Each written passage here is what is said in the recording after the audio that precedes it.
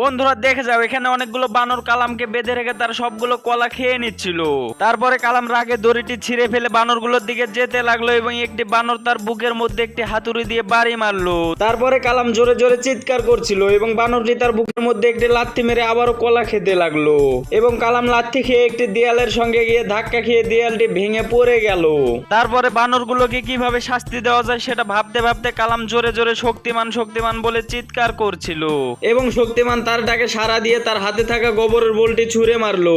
তারপরে গোবরের বলটি উড়ে গিয়ে এমন একটি জায়গার মধ্যে গিয়ে পড়েছিল, সেটা দেখলে তো তুমি অবাক হয়ে যাবে। কোথায় গিয়ে পড়েছিল তুমি কি দেখতে চাও? দাঁড়াও দাঁড়াও দেখাবো।